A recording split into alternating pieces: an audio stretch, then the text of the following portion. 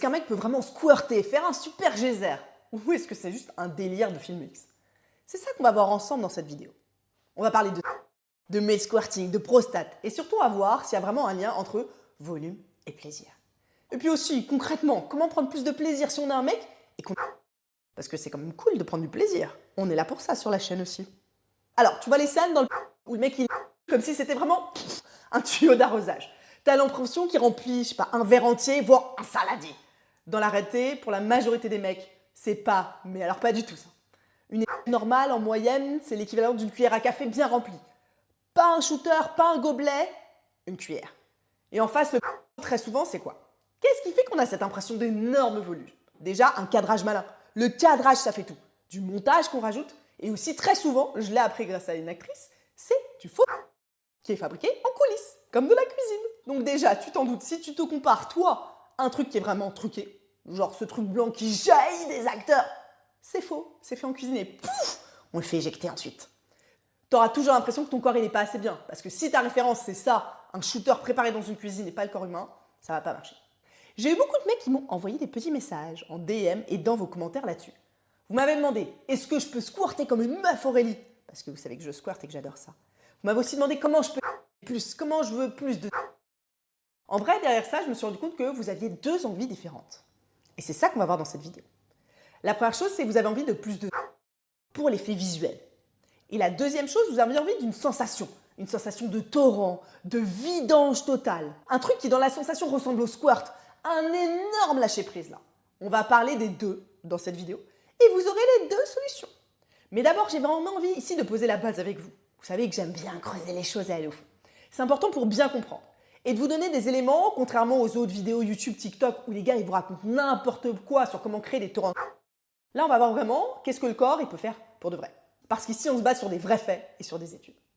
Donc, chez un mec, grosso modo, il y a trois réalités. La première réalité, c'est classique. Vous savez, vous avez appris ça à l'école, les testicules, elles fabriquent les spermatozoïdes.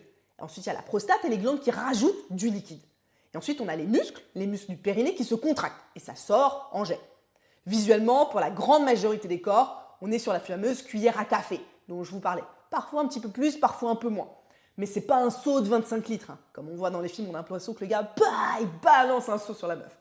La deuxième réalité, c'est des plus profonds. Oui, le corps, il peut faire ça. Quand tu vas jouer avec ta prostate et avec les muscles du bassin, sur le périnée notamment, tu peux vivre des orgasmes qui viennent de beaucoup plus loin, qui engagent ton bassin, tout ton corps, et avec des contractions que toi, tu vas ressentir comme plus fortes et plus nombreuses. Ça, c'est réel. Et là, subjectivement, quand tu vis ça, tu peux avoir l'impression que waouh, c'est énorme, je me suis vidé. Cette sensation-là que tu ressens, elle vient de là. Alors qu'en vrai, le volume que tu as explosé et expulsé, il n'a pas changé. C'est la sensation pour toi qui a changé. Et garde ça bien en tête dans tout le reste de la vidéo parce que c'est ce qu'on va utiliser. La troisième réalité anatomique physique, c'est ce qu'on appelle le male squirting. Et il y a eu des études là-dessus pour de vrai avec des médecins qui ont vu que le liquide ne vient pas seulement de la prostate, mais aussi de la vessie. Donc en gros, le corps, il va laisser passer de l'urine par le même tuyau que le sous l'effet des contractions et de la stimulation. Donc ce fameux male squirt masculin super impressionnant, c'est très souvent du tout à fait normal et du pipi expulsé très fort. Donc pour le squirt, que ce soit chez les hommes ou chez les femmes, du coup d'ailleurs, dans pas mal d'études, on se rend compte que le liquide il vient en grande partie de la vessie. Et là, je veux vous dire que c'est pas du tout seul. Et c'est pas non plus un truc raté. C'est juste la plomberie de nos corps qui est faite merveilleusement bien comme ça. Pour qu'on puisse vivre plein de trucs et expérimenter plein de plaisirs. C'est 100% naturel comme phénomène. Donc dire c'est bien, c'est pas bien, c'est sale ou autre, c'est un jugement subjectif, humain, et pas une réalité anatomique. Les tuyaux de notre corps, oui, ils sont faits comme ça. La réponse est donc que oui, certains hommes peuvent vivre quelque chose qui ressemble à un squirt. Bah, mais c'est pas 10 fois plus de sperme mutant qui va sortir. C'est un mélange de semences, de fortes contractions et parfois d'urine. Ça, c'est la réalité anatomique. On pose les choses ici. Alors, on va revenir à votre première question, le premier cas que vous m'avez demandé. Moi, je veux un plus gros volume. La mauvaise nouvelle, c'est qu'on a tous un plafond biologique. Tu peux optimiser un peu à la marge et je vais vous donner les solutions concrètes, mais tu ne vas pas passer de la cuillère à café au verre plein, juste par la force de ta volonté. Les gars qui te racontent ça sur d'autres vidéos YouTube, c'est du pipeau. Et c'est probablement parce qu'ils veulent te vendre un truc. Moi, là, j'ai rien à te vendre. Par contre, il y a des vrais paramètres sur lesquels tu peux jouer et, bonne nouvelle, ils sont gratuits. La première, c'est de laisser passer 2, 3, 4 jours sans éjac. Là, tu vas maximiser ton volume. Alors attends, plus ça sert à rien. C'est pas parce que tu attends 1 an que tu auras plus de volume. Le maximum de volume, il est atteint au bout de 3-4 jours. Il y a un palier du corps. Oui, c'est bien fait. Sinon, tu exploserais. Imagine les testicules qui deviendraient énormes comme ça et pff. Le deuxième paramètre sur lequel tu peux jouer pour créer plus de volume, si c'est ça que tu cherches, c'est d'être hydraté. Ça reste du liquide là. Donc l'hydratation de ton corps, pour de vrai, elle va compter. Bien boire de l'eau régulièrement. L'astuce que je peux te donner, c'est quand tu vas faire pipi, ça doit être clair. Si c'est foncé, c'est que tu n'as pas bu assez. Ensuite, il faut éviter forcément d'avoir plein d'alcool, d'avoir un corps en mauvaise santé. Ça, c'est sûr, va pas y avoir beaucoup de volume. Bien manger, faire du sport, bien dormir, pas consommer de drogue, tout ça, ça joue et tu vas avoir une vraie différence en jouant sur ces paramètres-là. Mais on va être très clair, même si tu changes tous ces paramètres, tu vas rester dans une fourchette d'être humain, dans une fourchette réaliste. Tu n'es pas en train de développer un super pouvoir caché de création de... Ça n'existe pas. Et je te dis ça là pour de vrai parce que si ton cerveau, il a pris le comme référence, si pour lui la norme, c'est le shooter, bah tu risques de te sentir nul avec ta petite cuillère. Alors que ton corps, il est juste normal. Et il est juste, mon Dieu, parfait comme il est. Et derrière, il y a aussi un énorme piège. C'est qu'en fait, inconsciemment, on a appris à associer plus égale mieux. Plus de semences égale plus viril, plus performant, meilleur au lit. Donc derrière cette recherche de plus de volume, tu as envie d'autre chose, de te sentir plus mec, plus viril, plus performant. Alors que non, ça n'a rien à voir. Et soyons très clairs, je vous le dis là, la plupart des meufs, on s'en fiche totalement. Pour de vrai. Donc ce que j'ai vraiment envie que tu retiennes, c'est que tu peux avoir une toute petite éjac en volume, mais un derrière qui est incroyable, ultra connecté, où t'es là comme ça à planer pendant 10 minutes en disant waouh, c'était incroyable, j'ai vécu un truc de malade. Ou tu peux avoir un gros volume à un moment et un plaisir moyen et pas être vraiment dans ton corps. En fait, tes nerfs, ce qui te donne du plaisir là, ils lisent pas les millimètres. Ils lisent quoi? Les sensations, ta sensation de sécurité notamment, le désir que tu as, la connexion. Donc la première chose que j'ai envie de te dire, c'est détends-toi sur la quantité. T'es pas en train de passer un examen. Il n'y a pas un top chef du... On va te mettre une note sur 20 en fonction de ce qui va sortir de toi. Maintenant, on va passer à la deuxième demande que j'ai eue en DM et en commentaire et que je trouve beaucoup plus intéressante. Aurélie, j'ai envie d'avoir cette sensation de torrent qui sort de moi. J'ai envie de me vider complètement. Un truc qui ressemble à du squirt dans la sensation. C'est cool cette sensation de se vider là, que ça sort en torrent. Et ça, c'est réaliste. Parce que ce que vous recherchez là, c'est pas plus de liquide. Derrière, c'est quoi? C'est plus de profondeur dans les sensations, plus de lâcher prise, moins un peu coincé, vous savez, sur le bout de la banane. On a ça aussi les meufs. Le truc super superficiel où tu as l'impression de jouer pour rien, d'être passé à côté du truc. Tu as juste un petit pouf et c'était terminé. Ça, c'est pas génial. Et je pense que ce que vous avez aussi envie de sentir, c'est plus de vibrations dans tout le bassin. Avoir un truc qui vous prend plus au trip, pas juste sur le tout petit bout là. Et là, on a pour de vrai des pistes à explorer ensemble dans cette vidéo. Parce que là, il y a des solutions et des choses qu'on peut mettre en place. La première piste, c'est la prostate. La prostate, c'est une zone ultra innervée et très sensible. Et on peut la stimuler en interne avec un doigt ou un jouet adapté et beaucoup de lubrifiant. Allez voir les vidéos que j'ai faites sur le sujet, que vous souhaitez l'explorer en solo ou en jouant avec une autre personne. Il y a plein de choses sur la chaîne pour aller explorer le plaisir. On peut aussi aller la stimuler, cette petite prostate, en externe, vous-même ou avec une autre personne. On va aller appuyer sur le périnée, visualiser la zone entre les testicules et l'anus. C'est là où il faut appuyer. Et la prostate, pourquoi c'est intéressant dans cette envie là de se vider? C'est que ça peut vraiment amener des effets qui sont différents, qui sont plus diffus, plus longs, plus profonds, parfois avec plus, mais parfois avec moins, voire pas du tout, et parfois en plusieurs vagues. Donc cette sensation-là, vous allez pouvoir l'avoir en travaillant votre prostate. La deuxième piste intéressante, c'est le plancher pelvien. Là, on parle de tous les muscles autour du périnée et du périnée. Ça joue sur la sortie du pour que ça sorte plus fort, plus loin. Imaginez un tube de peinture ou de dentifrice. Si je doucement pour vider le truc, bah ça va pas très loin. Mais si je fort, ça peut partir loin. Pourtant, il y a toujours la même quantité de liquide dans le tube. Juste, j'ai appuyé plus ou moins fort. Bah, le plancher pelvien, vos muscles, ils peuvent jouer pareil. Et ça, tu peux l'utiliser. Imagine si tes muscles, ils peuvent faire sortir plus fort, plus vite le liquide. En gros, il y a 3 trucs importants là, qui vont te redonner du pouvoir là-dessus. C'est si tu apprends à contracter ces muscles, je vais serrer plus fort pour aller plus loin, mais aussi à les relâcher. Je vais savoir plus m'ouvrir. Et aussi à respirer avec, synchroniser ta respiration pour plus ressentir. Avec tout ça, tu peux vraiment avoir des qui sont beaucoup plus puissants. Où ton corps, il ne se contente pas juste de serrer fort pour contrôler, mais où tu arrives à laisser passer cette sensation de kiff plus profonde là que tu veux de te vider, tu vas l'avoir. La troisième piste qui marche vraiment très bien, c'est le leading. On va monter en excitation, se rapprocher du point de non-retour d'éjac et redescendre un peu et remonter comme ça. En fait, ça va rendre le final beaucoup plus intense, avec des contractions que vous allez avoir qui sont plus fortes, plus nombreuses.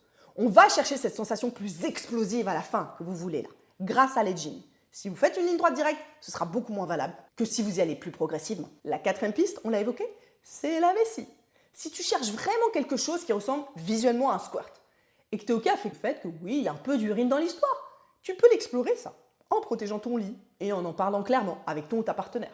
En posant un cadre où on sait que ça peut arriver et que c'est pas grave et surtout que c'est pas sale.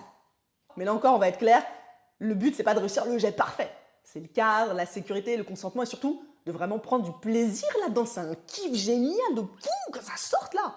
L'idée c'est vraiment de déplacer ta quête de je veux plus de liquide Aurélie. Ah, je veux plus de sensations et plus de liberté dans mon corps. Là, oui, on va aller chercher un squirt masculin. Même avec de l'urine, hein, c'est cool. Moi, je suis une meuf, je squirte et je suis très à l'aise avec ça. Et j'adore. Et on va être très clair. Mes partenaires, hommes comme femmes, ils adorent ça dans presque tous les cas. Et oui, c'est composé d'un peu d'urine. C'est pas très grave, on a quand même énormément de plaisir. Ah, il y a autre chose que j'ai très envie de vous offrir. C'est de transformer ça en jeu. Moi, j'adore faire ça, je vais vous aider à le faire. Si toi ou ta partenaire, vous kiffez l'idée du gros geyser, on peut aussi en faire un fantasme, un jeu, sans le transformer en examen que ton corps il doit réussir concrètement. Là, on va pas utiliser du volume, on va utiliser du jeu. Et ça, c'est très kinky et moi, j'adore. C'est utiliser le fantasme sans mettre la pression au corps sur quoi que ce soit. C'est ouf ça, et ça marche très bien. Alors, je vais vous partager quelques options que moi j'aime bien pour jouer. Déjà, la première option, c'est celle du dirty talk. Ouais, tu peux jouer avec ça. J'ai envie de te remplir. J'ai envie que tu sentes à quel point je jouis pour toi ou en toi, sans forcément qu'il y ait un demi-litre derrière, qui sorte. Ça peut être très excitant. Et il y a plein d'autres fantasmes qu'on peut avoir autour du ou même d'ailleurs de la mouille, sans avoir à faire des actions qui sont très précises à ton ou ta partenaire. Encore une fois, ce qu'on cherche là, c'est le jeu, la sensation que me donne ce jeu. Et les sensations physiques, mais pas concrètement un gros volume. On n'a pas besoin de ça. Par exemple, si j'ai envie de sentir du liquide qui se répand en moi, mon ressenti va être beaucoup plus fort si on a parlé, si on m'a fait fantasmer autour d'attendre, et si concrètement, je vous jure pour le vivre, on passe de 3 ml à même 10 ml, je ne vais pas vraiment voir la différence. Et d'ailleurs, c'est la vidéo bonus de la semaine pour les membres Patreon exclusive là. On ne pourrait pas la faire ici. Une vidéo sur le dirty talk autour du et même de la mouille pour les meufs. Parce que ça marche aussi, j'adore faire ça. Comment on peut jouer avec? Comment on peut en parler concrètement? Je vais vous donner dans cette autre vidéo exclusive des idées de scénarios à explorer à deux. Le lien s'affiche. Bon, revenons à notre mouton. L'autre truc que je peux vous donner ici pour jouer, et que moi j'aime beaucoup, c'est d'inventer des mises en scène. Des scénarios où on fait comme si c'était un torrent. Donc on va jouer, encore une fois on est dans le fantasme, et c'est complémentaire du dirty talk dont je parlais juste avant. Et là, les deux, ils peuvent jouer et même aller accentuer le truc. Et ça, c'est super excitant. Oh, tu m'arroses. Oh, il y en a tellement. Oh, j'ai la bouche pleine. Tu veux que je te monte dans ma bouche? Vous voyez comme c'est très kinky? Comment on est dans le jeu là? On peut aussi aller jouer avec d'autres fluides, si vous aimez bien le volume. Ça peut être sous la douche, avec de l'eau, avec des textures, de l'huile, pour garder le côté inondation comme dans l'imaginaire. Encore une fois, l'organe le plus puissant pour le plaisir, c'est le cerveau. Donc, passez par là. C'est plus simple que de créer une bassine de semences. Et là, j'ai aussi envie de vous dire, vous avez le droit d'aimer l'esthétique du beaucoup. C'est OK, hein, d'avoir envie visuellement de ça, d'avoir envie de... J'ai envie qu'il y ait beaucoup de liquide. Pour vous, pour votre partenaire. Mais vous pouvez décider que ça reste un fantasme, une image, un scénario de jeu, un truc qui vraiment va nourrir votre créativité, votre désir, votre vie intime, votre plaisir, sans essayer de torturer votre corps, à lui faire un truc que juste il ne sait pas faire. En fait, ce que je vous propose dans cette vidéo ici, et moi j'adore faire ça, c'est de garder à la fois le fantasme, de la base, de pourquoi vous avez cliqué, mais aussi de libérer votre corps. Libérer votre corps de toute pression qui n'est pas réaliste ici, qu'on voit dans les films, mais c'est faux. Et évidemment, là, vous allez me dire, mais Aurélie, comment on parle de tout ça avec mon ou ma partenaire? Parce que j'avoue, la discussion, elle est peut-être un peu touchy. Même moi, au début, j'ai eu trop du mal sur certains fantasmes autour de ça à le dire. Ça me semblait un peu hard. J'étais là, bon, comment je vais balancer au mec que j'ai envie de jouer avec sa semence ou avec ma mouille? Donc j'ai attendu d'être bien en confiance avec certains de mes partenaires pour le dire.